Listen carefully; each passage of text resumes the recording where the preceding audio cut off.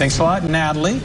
All right, it is Friday, so it is time to take a look at what's at the movies. Michael Cook is here. He's going to tell us about Once Upon a Time in Hollywood and Wild Rose. Yes, let's talk about Once Upon a Time in Hollywood first. This is Quentin Tarantino's latest movie. It stars Leonardo DiCaprio and Brad Pitt. There you see the two men. Leonardo DiCaprio plays a character named Rick Dalton, who is an actor whose career is slowly fading. He's been doing these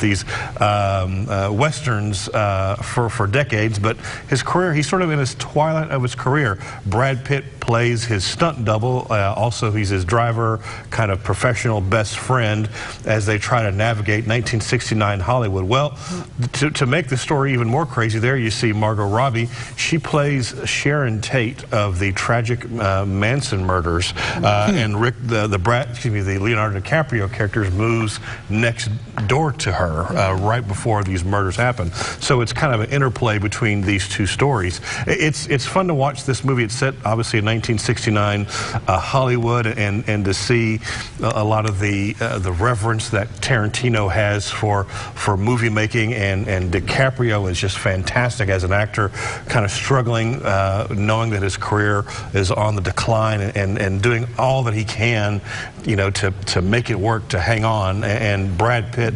and DiCaprio have just this fantastic chemistry that you just love seeing those two actors, you know, banter and hang out. And they're both, it's funny, they're playing characters at the decline of their career, but these two actors are not at the decline of their career. They're top-notch. They're amazing.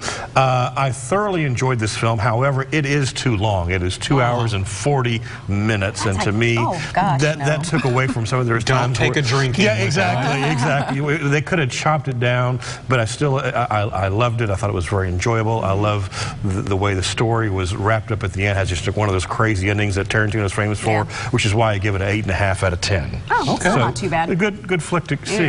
Now, another movie to talk about is called Wild Rose. This is a much smaller film. It's set in Scotland. Jessie Buckley plays a young woman who just gets out of prison, and she's a single mom, very irresponsible, can't get her act together, but she wants to be a country singer. She has dreams of moving to Nashville to make it in the country scene. Well, of course, look, she's a single mom with 2 kids, you know, barely scraping by, taking on a housekeeping job. There you see Julie Walters plays her mother, who keeps telling her, you know, this is a ridiculous dream. You're not going to make it. You need to take care of your kids.